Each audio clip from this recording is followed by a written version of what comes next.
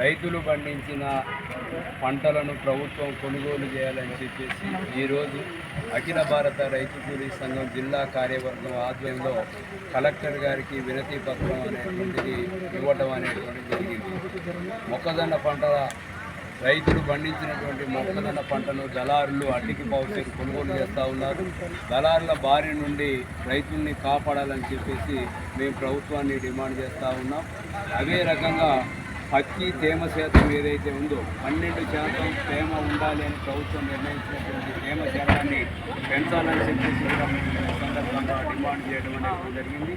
ఇటీవల కురిసిన భారీ వర్షాల వల్ల నష్టపోయినటువంటి రైతాంగాన్ని ఆదుకోవాలని చెప్పేసి కూడా డిమాండ్ చేయడం అనేటువంటి జరిగింది. ఇట్లా తదితర డిమాండ్లతోటి ఈరోజు కలెక్టర్ గారికి అఖిల భారత రైతు కూలీ సంఘం ఆధ్వర్యంలో మెమోరాండం ఇవ్వడం అనేటువంటిది జరిగింది.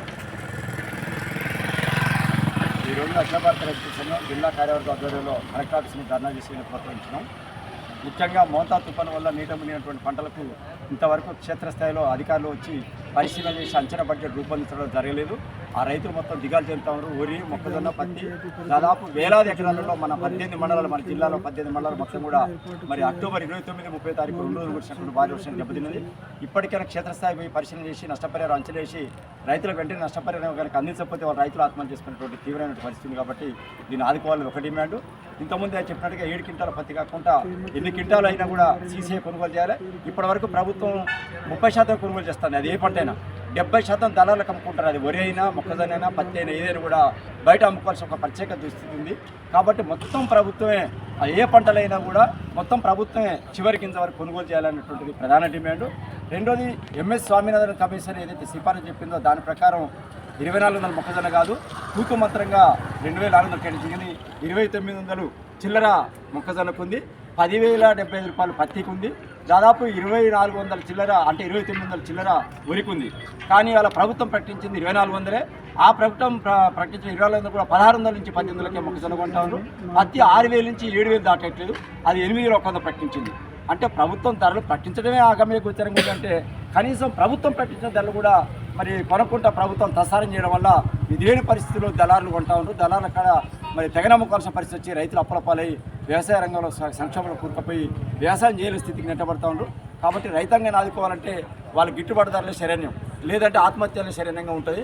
కాబట్టి గిట్టుదలలు కల్పించాల్సిన బాధ్యత కేంద్ర రాష్ట్ర ప్రభుత్వం ఉందని చెప్పి మేము డిమాండ్ చేస్తాం. అదేవిధంగా అది గంగారం మండలంలో వారి పంట అంటే మొక్కజొన్న పంట దిగుబడి వస్తుంది.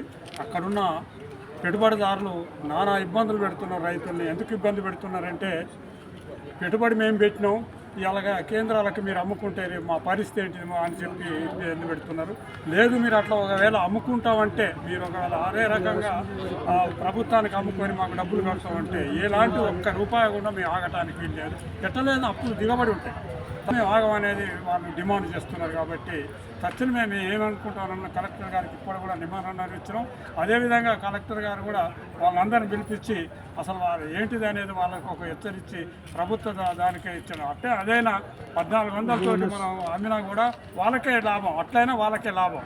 పెట్టుబడిదారికి ఎక్కువ పెట్టుబడిదారి కష్టపడి నానా ఇబ్బందులు పడి రైతు కష్టపడి చేస్తే వీటికి ఇంటికి వచ్చారికే ఏం లేని పరిస్థితి ఏర్పడుతున్నది. కాబట్టి తక్షణమే కలెక్టర్ గారు దీన్ని ఇమ్మడే తీసుకుంటారేమనే దాని మీద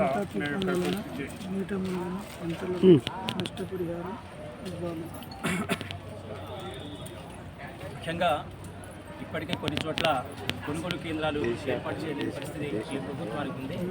తక్షణం కొనుగోలు కేంద్రాన్ని ఏర్పాటు చేయాలని, అది మండలంలో కాకుండా గ్రామ పంచాయతీ వారిగా కూడా ఈ కొనుగోలు కేంద్రాలు ఏర్పాటు చేయాలని చెప్పి ప్రధానంగా డిమాండ్ చేస్తున్నాం.